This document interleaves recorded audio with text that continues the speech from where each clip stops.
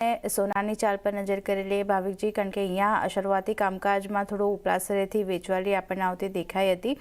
કોમેક્સ ગોલ્ડની વાત કરી લઈએ તો જે $4160 આપણે જોયા હતા ત્યાંથી ઘટાડો અને ફરી એકવાર $4152 આસપાસ કામકાજ કોમેક્સ ગોલ્ડ બતાવી રહ્યું છે. ઇન્ટરનેશનલ માર્કેટમાં દબાણ છે. સ્થાનિક બજારમાં 1,25,500 લેવલ્સની આસપાસ કામકાજ થતું દેખાય રહ્યું છે. 5% વધુની વેચવાલી અહીંયા પણ આપણને આવતી દેખાઈ રહી છે.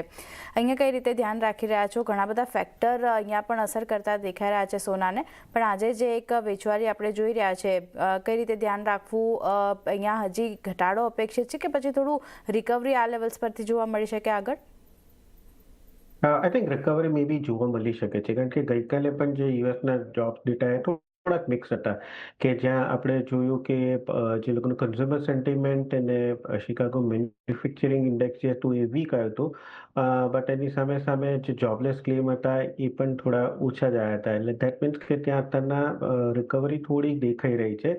બટ પીપીઆઈ જે ઘટીને આવ્યા છે ડેફિનેટલી એટલીસ્ટ ફેડ જે છે એને થોડીક ઓછી ચિંતા થશે રેટ કટ કરવા માટેનું.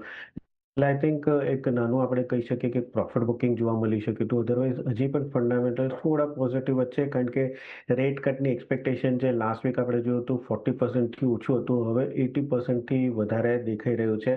કારણ કે આગળ જતાં પણ એક્સપેક્ટેડ છે કે જે રિકવરી છે ગ્રોથની જોબ્સની એ થોડીક વીક જ રહી શકે છે.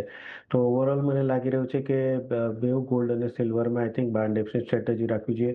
સોનામાં પણ આપણે જોયું હતું કે હમણાં જે 4,000નું લેવલ હતું એ બ્રેક ના કરીને ફરીથી 4150ની ઉપર આવી ચૂક્યું છે. તો આઈ થિંક 4,000નો ડેફિનેટલી બેઝ બની ચૂક્યું છે, અને અહીંયાથી એક્સપેક્ટ કરી રહ્યો છું કે આગળ જતાં પોઝિટિવ જ થઈ શકે છે. હાલાકે 2 દિવસ હવે યુએસનું આજે માર્કેટ બંધ છે, થોડીક હોલિડે સિઝન જેવું છે, એટલે આપણને બહુ મોટું મેજર ઇમ્પેક્ટ જોવા નહીં મળી શકે. બટ અગેન કરેક્શન પણ દેખાઈ નથી રહ્યું. તો યસ, આજના દિવસમાં બાય ડિપ્સની સ્ટ્રેટેજી રાખવી જોઈએ. આજે વોલેટિલિટી બહુ ઓછી રહેશે, કારણ કે સાંજે યુએસનું માર્કેટ બંધ છે. બટ આજના દિવસમાં ગોલ્ડ મેજર કોન્ટ્રાક્ટ છે, જે ડિસેમ્બર કોન્ટ્રાક્ટ છે, એ 1,25,300ની આસપાસ બાય કરી શકાય છે, 1,25,800ના ટાર્ગેટથી, અને 1,25,000નો સ્ટોપ લોસ રાખી શકાય છે. ઓકે, તો ઘટાડે ખરીદારનો વ્યૂ સોના માટે બનતો દેખાઈ રહ્યો છે. ડિસેમ્બર કોન્ટ્રાક્ટ 1,25,300ની આસપાસ મળે છે, તો ખરીદારી કરીને ચાલી શકો છો. સ્ટોપ લોસ 1,25,000નો રાખવાનો છે, અને ટાર્ગેટ 1,25,800 સુધીના બનતા દેખાઈ શકે છે. તો ઘટાડે ખરીદારીનો વ્યૂ સોના માટે બની રહ્યો છે. ચાંદી માટે પણ નજર કરી લઈએ ભાવિકજી, કારણ કે અહીંયા 52 લેવલ્સ, ડોલરના લેવલ્સ આપણે જોયા હતા ઇન્ટરનેશનલ માર્કેટમાં.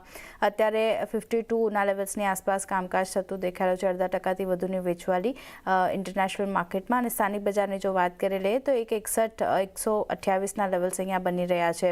અહીંયા ખાસ કરીને આપણે જોયું હતું કે સિલ્વર માટે સ્થાનિક બજારમાં જોઈએ તો લેવલ્સ 1,62 સુધીના પણ ટાર્ગેટ તરીકે આપણને મળતા દેખાઈ રહ્યા હતા. અત્યારે ફરી એકવાર અહીંયા પણ નફા વસૂલીનું દબાણ આજના દિવસે જોઈ રહ્યા છે, પણ સોના કરતાં વધારે આઉટપરફોર્મ આ વર્ષે ચાંદીમાં જોવા મળ્યું છે. સિલ્વરમાં હવે બેઝ મેટલ્સનો સપોર્ટ પણ મળી રહ્યો છે.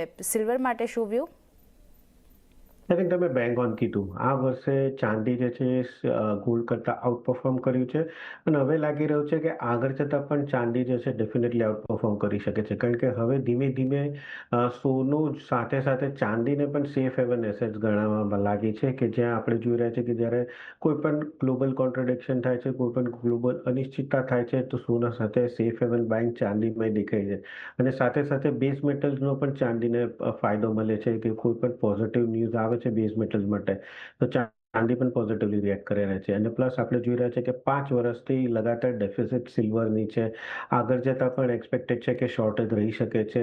એટલે મને લાગે છે કે આઈ થિંક ગોલ્ડ કરતાં હવે સિલ્વર જે છે એ વધારે આઉટપરફોર્મ કરી શકે છે. ગઈકાલે પણ આપણે જોયું કે નિયરલી ₹4,500 સિલ્વર પ્લસ હતી કમ્પેર્ડ ટુ ગોલ્ડ. તો આજના દિવસમાં યસ, થોડુંક આપણને સાઇડવેઝ વ્યૂ દેખાઈ રહ્યો છે, બટ અગેન મને લાગે છે કે સિલ્વર આજના દિવસમાં પણ સ્ટ્રોંગ જ દેખાઈ રહ્યું છે, અને બાયની જ રિકમેન્ડેશન કરવી જોઈએ, કે જ્યાં 1,60,000ની આસપાસ જો આવે છે આજના દિવસમાં, તો બાય કરી શકાય છે 1,61,500ના ટાર્ગેટથી, અને સ્ટોપ લોસ નીચે રાખી શકાય છે 1,59,000નો. ઓકે, અહીંયા પણ ખરીદારી કરીને ચાલવાની સલાહ ચાંદી માટે બનતી દેખાય છે. 1,60,000ની આસપાસ મળે છે તો ખરીદારી કરીને ચાલો.